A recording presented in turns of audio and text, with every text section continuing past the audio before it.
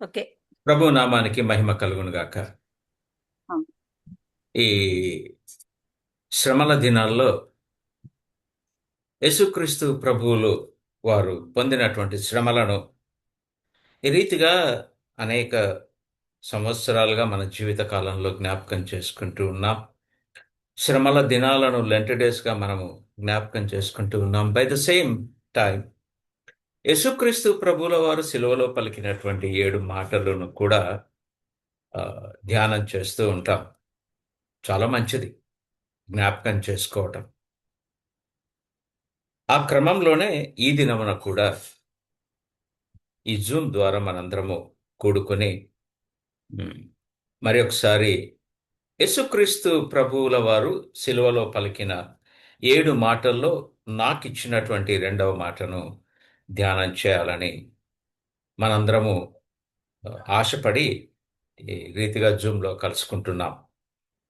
ప్రభు తన మహాకృపను బట్టి యేసుక్రీస్తు ప్రభువుల వారు సిలువలో పలికినటువంటి రెండవ మాట యొక్క మర్మములు లేఖన భాగాల్లో నుంచి మాత్రమే మనతో మాట్లాడున్నట్లుగా ఆయన ఆత్మ మనందరికీ అనుగ్రహించినట్లుగాను, మాట్లాడుతున్న నన్ను బలపరుచున్నట్లుగాను, వినుచున్న మిమ్మును కూడా మరి అంతగా బలపరచి ఈ మాటల ద్వారా ఉజ్జీవమును పొందుకొని ఆయన కొరకు జీవించాలని ఆశపడుతూ ప్రభు ఈ మాటలు నా నోట ఉంచాడు, మీ ముందు ఉంచుతూ ఉన్నాను. క్రీస్తునందు ప్రియమైన దేవుని బిడ్డలారా, యేసుక్రీస్తు ప్రభుల వారు శిలువలో పలికిన రెండవ మాట లూకా సువార్త 23వ అధ్యాయం 42వ వచనంలో ఉంది. ఆ మాట, నేడు నీవు నాతో కూడా పరదైసులో ఉందువు అన్నటువంటి మాట. లూకా రాసినటువంటి సువార్త 23వ అధ్యాయంలో ఈ మాట ఉంది. ఈ మాట పలకటానికి ముందుగా, ఈ మాట పలికింది అంటే ఈ మాటకు ముందు అసలు ఈ మాట ఎందుకు పలికాడు అన్నటువంటి దానికి ముందుకు మనం పైకి వెళ్తే 39వ వచనం నుంచి ఆ 43 వచనాల వరకు అక్కడ సంగతి ఉంది.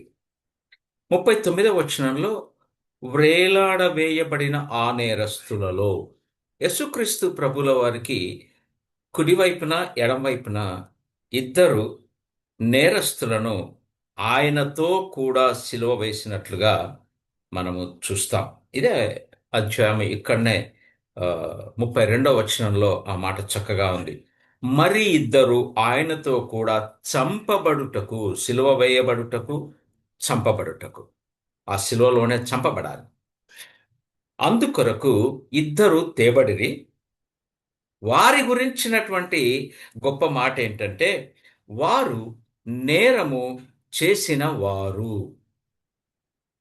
అంటే యేసుక్రీస్తు ప్రభుల వారి విషయానికి వస్తే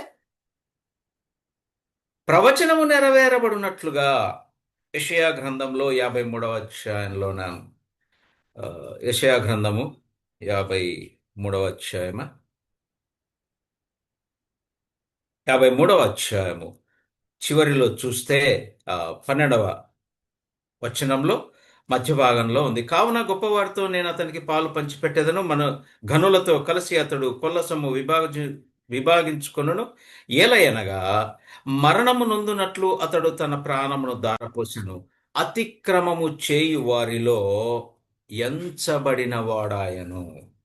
ఈ ప్రవచనము నెరవేరుట కొరకే ఇద్దరు నేరస్తులు ప్రభువు అప్పుడే సిద్ధపరిచి ఉంచాడు. ఇది అప్పుడప్పుడు ఈ రాజులు, గవర్నరు, అధికారులు నిర్ణయం చేసి ఇద్దరిని తీసుకొచ్చింది కాదు. ప్రవచనము నెరవేరబడాలి. ఏ ప్రవచనము కూడా నిరర్థకము కాకూడదో. అతిక్రమము చేసిన వారిలో ఇక్కడ ఒక చిన్న విషయాన్ని మనం జ్ఞాపకం చేసుకుంటే, ఇద్దరు అధికారులు యేసుక్రీస్తు ప్రభుల వారిని ఆ ఏమంటారు అది పరీక్ష చేస్తారు. ఆయన వాళ్ళ దగ్గరికి తీసుకొస్తే, ఒకటి పొంతి పిలాతు, ఆయన గవర్నర్గా ఆ, అక్కడ ఉన్నాడు. యేసుక్రీస్తు ప్రభువును విచారించటానికి ఆ, ఆయన పొందిన ధన్యత అది. అతనిచ్చిన సాక్ష్యము ఎంత గొప్పదో చూశారా? ఇతని యందు ఏ నేరమును నేను కనుగొనలేకపోతిని. ఎవరు? అధికారి, గవర్నర్. అలాగే హేరోదు కూడా ఈ మాట అంటాడు. ఈయన యందు నాకేం దోషం కనపడటం లేదే, ఏ తప్పిదము లేదు ఈయన యందు. ఇకపోతే హేరోదు భార్య ఏమంటుంది? ఆ నీతిమంతుని జోలికి అని అంటుంది. వావ్! అంటే ఈయన నీతిమంతుడు, ఈయనలో నేరమే లేదు, ఈయనలో దోషమే లేదు అనే లేఖన భాగాలన్నీ స్పష్టంగా చెబుతూ ఉంటే, ప్రవచనం ఏంటి? ఆ ప్రవచనము నెరవేర్చబడటానికి ఇద్దరు నేరస్తులతో యేసుక్రీస్తు ప్రభుల వారు మధ్యలో ఈ కొనకు వేసిన ఏమో ఈ మధ్య ఎందుకు మధ్యలోనే సెలెక్ట్ చేశారంటే, ఇద్దరు నేరస్తుల మధ్యలో ఈయన ఉన్నాడు, ఈయన కూడా నేరస్తుడే అని నిరూపించటానికి వారు ప్రణాళిక చేసింది. అక్కడ 39లో మాట ఉంది. వ్రేలాడవేయబడిన ఆ నేరస్తులలో అన్నది. ఇద్దరు నేరస్తులు అక్కడ ఉన్నారు. మంచిది. సిలువ దగ్గరికి మనము, ఆ మాట దగ్గరికి మనం రాకముందు కొన్ని విషయాలు, అసలు ఆ కొండ మీద ఆ సిలువ వేసబడి ఆ ఆ సమయంలో ఏం జరుగుతుంది అసలు అక్కడ అన్నటువంటి కొన్ని రెండు విషయాలు నేను మీకు చెప్పి త్వరగా ముగిస్తాను. అక్కడ ఆ, 20 33వ వచనం, 34వ వచనంలో ఆ మొదటి మాట పలుకుతాడు. తండ్రి, వీరేం చేయుచున్నారో వీరెరుగరు కనుక వీరిని క్షమించుమని చెప్పాను. వారు ఆయన వస్త్రములు పంచుకొనుటకై చీట్లు వేసిరి అని ఉంది. 35వ వచనం నుంచి 38వ వచనం వరకు, 39వ వచనంలో కూడా చూస్తే ప్రధానంగా మనకు కొంతమంది కనిపిస్తారు అక్కడ. అక్కడ ఉన్నారు. మొట్టమొదట 35వ వచనంలో ప్రజలు నిలువబడి చూచుచుండిరి అనింది.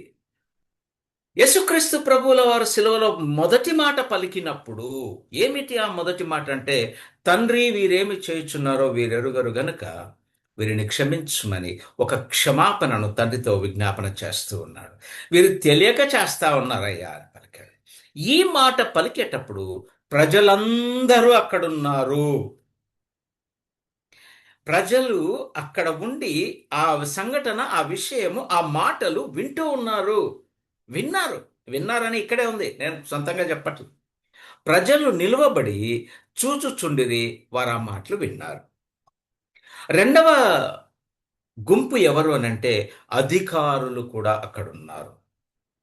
అధికారులు ఎందుకున్నారు అనంటే, వాళ్ళకు ఇవ్వబడినటువంటి ఆ పనిని నెరవేర్చటానికి వాళ్ళు అక్కడున్నారు. వాళ్ళేం చేస్తున్నారు అనంటే, అక్కడున్న అధికారులు ఏం చేస్తున్నారంటే, వీడు పలికినటువంటి మాట చూడండి. అధికారులు, ప్రజలేమో ఊరికే చూస్తా ఉన్నారు. ఎన్నో మేళ్లు పొందుకున్న ప్రజలు వాళ్ళందరూ స్వస్థతలు పొందుకున్నారు, చక్కని శ్రేష్టమైన మాటలు విన్నారు, ఆశ్చర్యకార్యాలు చూచారు వారి నేత్రాలతో. అట్టి ప్రజలు చూస్తూ నిలబడ్డారు. అధికారులు వీడు అని అంటున్నాడు.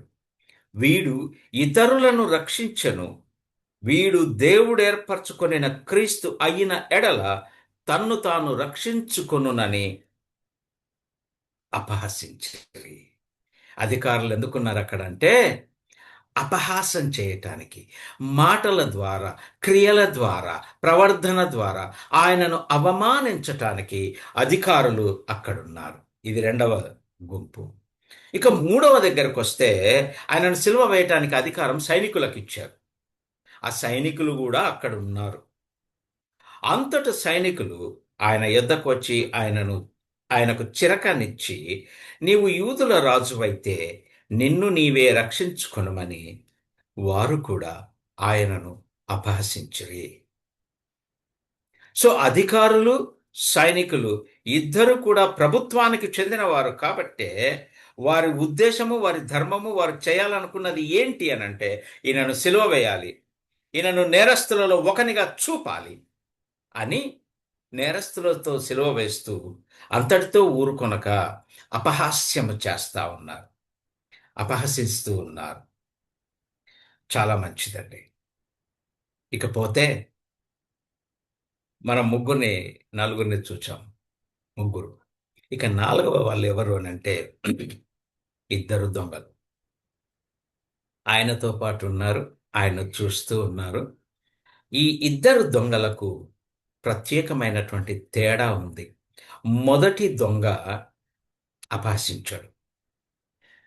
మొదటి దొంగ అపహసించాడు. ఆయనను దూషించాడు. నువ్వు క్రీస్తువు కదా, నిన్ను నీవు రక్షించుకొని మమ్మల్ని కూడా దింపేస్తే అందరం ఇంటికి పోతాం కదా అన్నట్లుగా మాట్లాడాడు. ఇక్కడే ఇక్కడే ఇదంతా అంటే ప్రజలను చూస్తూ ఉన్నారు. పైన భూమికి ఆకాశానికి మధ్యలో వేలాడుతూ ఉన్నారు ముగ్గురు యేసుక్రీస్తు ప్రభువులతో కూడా ఇద్దరు దొంగలు వేలాడుతూ ఉన్నారు. అంత కనిపిస్తా ఉంది.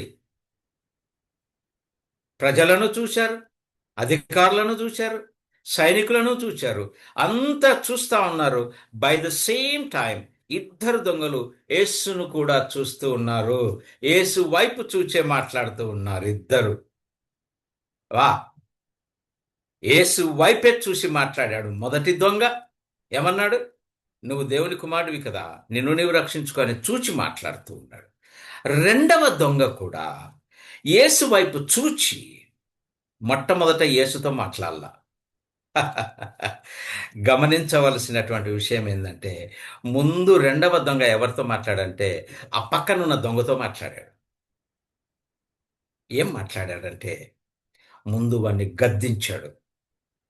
ఆ మాటలన్నీ అక్కడ ఉన్నవే, నేనేవి సొంతంగా మాట్లాడటం లేదు, సమయం చాలదు కాబట్టే నేను మీకు రెఫరెన్స్లు ఇవ్వలేకపోతున్నాను అంతే తప్ప. మొట్టమొదట వాడిని గద్దించాడు. అయితే రెండవ దొంగ 30 సారీ 40 40వ వచనం, అదే 23వ అధ్యాయంలోనే ఉన్నాను, నేను ఎక్కడికి వెళ్ళలేదు. 23వ అధ్యాయం 40వ వచనంలో, అయితే రెండవ వాడు వానిని అంటే మొదటి దొంగను, ఇద్దరు దొంగలే.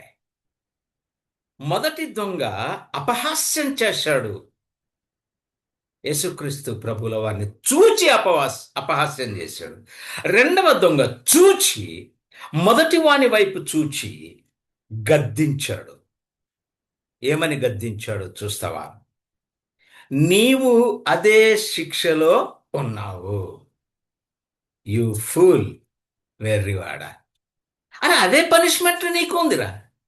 ఆయన ఏ శిక్షనైతే అనుభవిస్తూ ఉన్నాడో అట్టి శిక్షలోనే నీవు ఉన్నావు అని వాణ్ణి గద్దించి, అతను పలికిన శ్రేష్టమైన మాట ఏంటి అనంటే, నువ్వు నేరం చేశావురా, నువ్వు తప్పు చేసి శిక్ష అనుభవిస్తున్నావు, దేవునికి భయపడవా. ఆ మాట ఉంది. నేను అయితే రెండవ వాడు వాడిని గద్దించి, నీవు అదే శిక్షా విధిలో ఉన్నావు కనుక దేవునికి భయపడవా అని పలుకుతూ చక్కని మాట అన్నాడండి. మనకైతే ఇది న్యాయమే, ఎందుకంటే మనము నేరస్తులము, మనము నేరము చేసిన వారము అని ఒప్పుకుంటూ ఉన్నాడు రెండవ దొంగ. వా, ఇట్టి మార్పు మనలో కలగాలి. యేసు వైపు చూస్తే అంతే, చూడకనే మనం ఇవన్నీ చేస్తూ ఉన్నాం. ఇలా జరుగుతూ ఉంది. ఎప్పుడైతే యేసు వైపు నిరీక్షణతో చూస్తామో, రెండవ దొంగ ఆ పనే చేశాడు. నిరీక్షణతో చూచాడు, గమనించాడు, అనేక విషయాలు గమనించాడు. అవన్నీ నేను తర్వాత ఎప్పుడైనా చెప్తాను. మొట్టమొదట అతను గమనించింది యేసుక్రీస్తు ప్రభుల వారు పలికిన మొట్టమొదటి మాట విన్నాడు, చూచాడు, గ్రహించాడు. ఇంతనా, అప్పగింపబడిన రాత్రి నుంచి ఇంత హింస పెడితే ఈయన ప్రేమ ఇంత గొప్పదా అని చూచాడు. పిలాతు ఏం చేశాడు? పైన ఒక రాశాడు, యూదుల రాజు అని రాశాడు. అది చూశాడు. ఓహో, ఇతను నిజముగా యూదులకు రాజే, ఈయనే నిజమైన రాజు అని గ్రహించాడు. ఎస్, నిరీక్షణతో చూచాడు కాబట్టి యేసు ప్రేమను చూచాడు.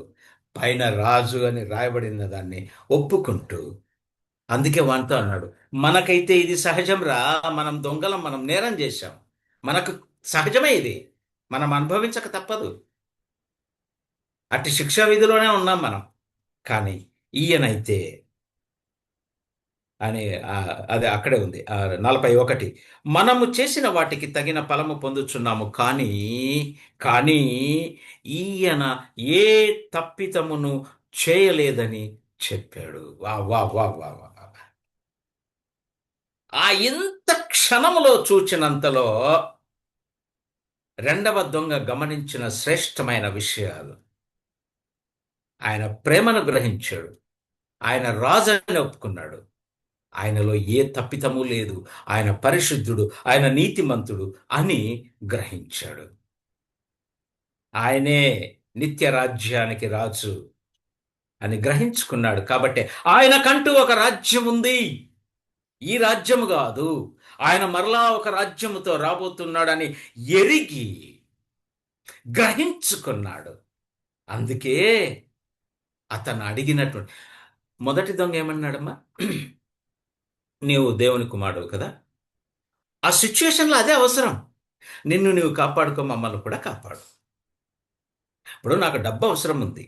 నాకేం కావాలి? డబ్బు కావాలి. నాకు ఇప్పుడు ఫ్రాక్చర్ అయింది. నాకేం కావాలి ఇప్పుడు? ఇది అతకబెట్టేవాడు కావాలి. ఇది కదా సమయానికి కావాల్సింది, ఇది. అది మొదటి దొంగ అడిగాడు.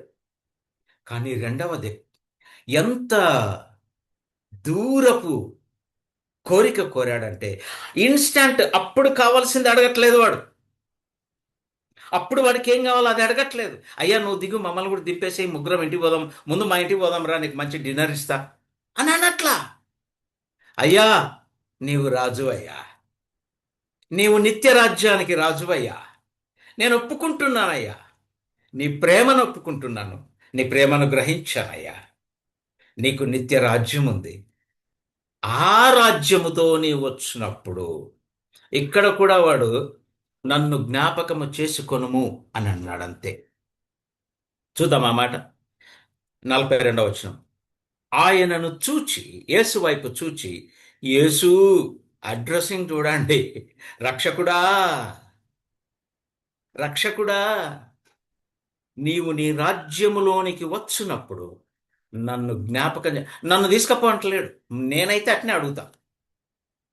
నేనైతే, అయ్యా నీవు నీ రాజ్యంతో వచ్చినప్పుడు నన్ను మాత్రం మర్చిపోకు, ఎవరిని మర్చిపోయినా పర్లేదు.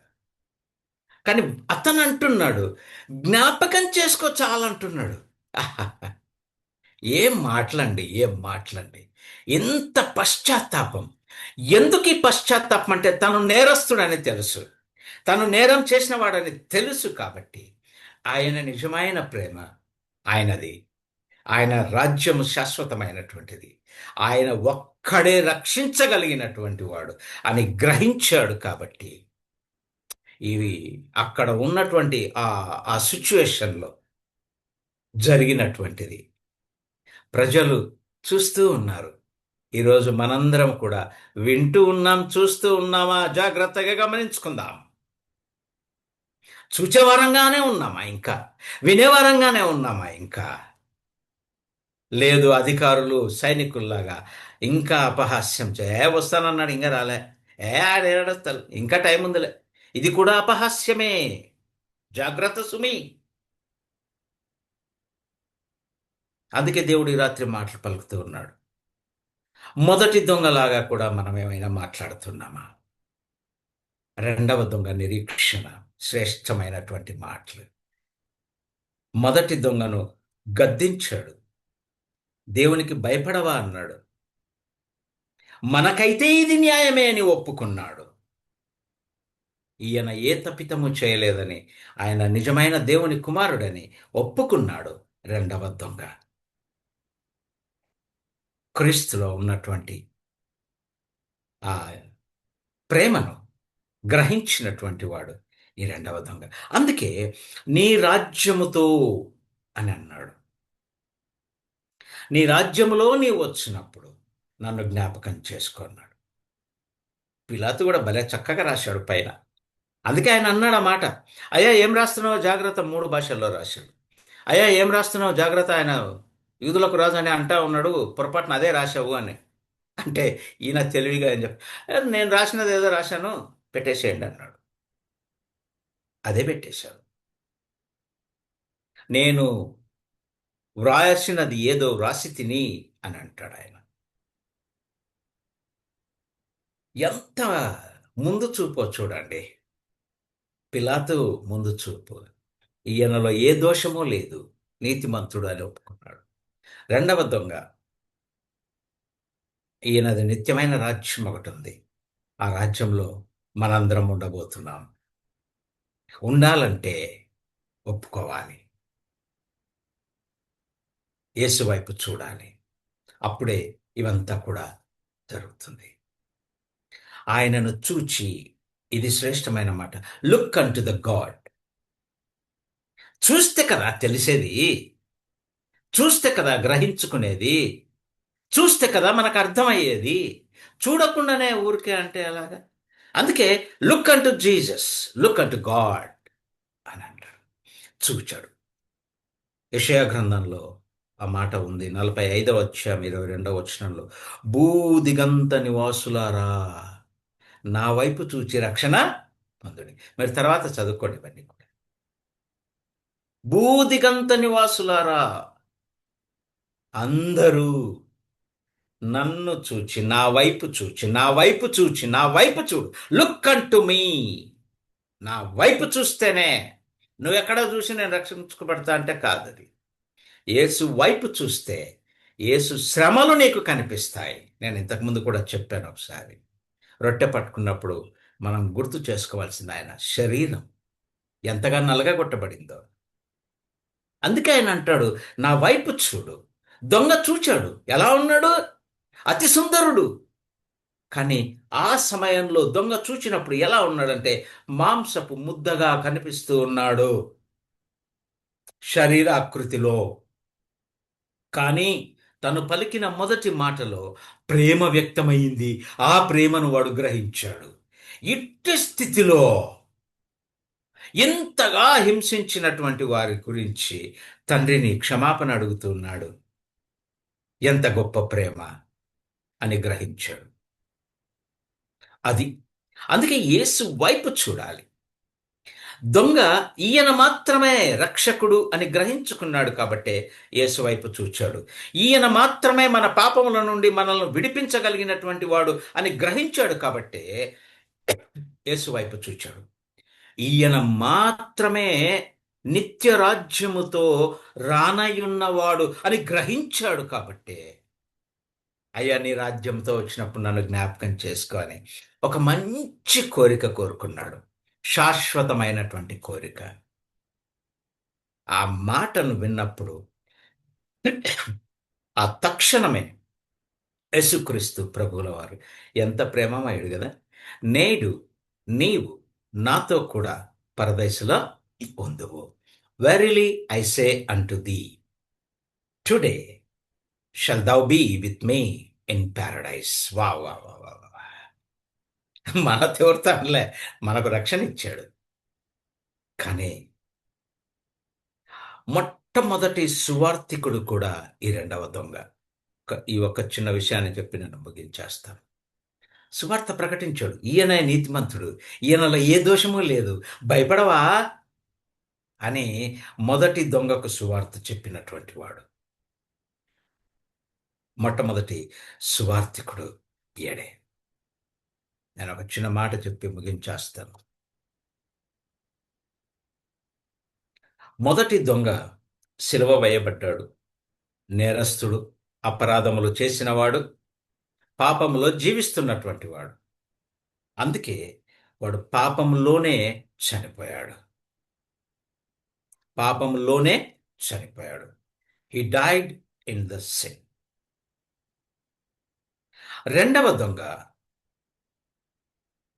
నేరస్తుడే, అపరాధములు చేసిన వాడే, పాప జీవితాన్ని జీవిస్తూ ఉన్నవాడే. కానీ హీ డైడ్ టు సిన్. పాపానికి చనిపోయాడు. పాపానికి చనిపోయాడు, క్రీస్తులో లేపబడ్డాడు. వా! మొదటి దొంగ హీ డైడ్ ఇన్ సిన్, పాపంలోనే చనిపోయాడు. రెండవ దొంగ పాపానికి చనిపోయాడు, he died to sin. But మూడో వ్యక్తి కూడా మన ప్రభు అయిన యేసుక్రీస్తు ప్రభువుల వారు. ఈయన చనిపోయాడు, పాపుల కొరకు చనిపోయాడు.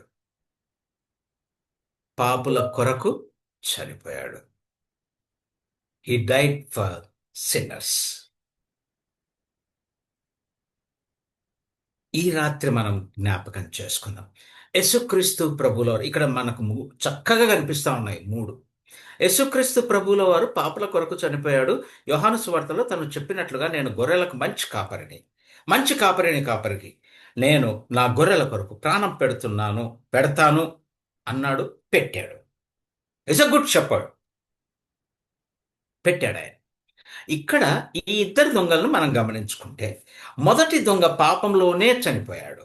ఎందుకు అనంటే వాడు పాపాన్ని ఒప్పుకోలేదు, ఆయనను అంగీకరించలేదు. ఆయన పక్కనే ఉన్నాడు, ఆయన వైపే చూస్తూ ఉన్నాడు, ఆయన మాటలు వింటూ ఉన్నాడు, ఆయన వైపు చూచాడు కూడా, కానీ గ్రహింపు లేదు.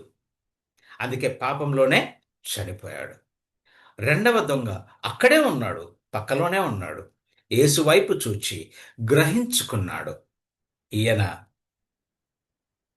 నిజమైన రక్షకుడని, ఈయన తన రాజ్యముతో వస్తాడు అని, ఈయనొక్కడే పాపాన్ని క్షమించేవాడు, పాపం నుండి విడుదలను అనుగ్రహించేవాడు, ఈ క్రీస్తు యేసు ఒక్కడే అని గ్రహించుకున్నాడు. కాబట్టి అతను పాపంలో చనిపోయాడు, పాపముతో చనిపోయాడు, కానీ క్రీస్తులో జీవించాడు.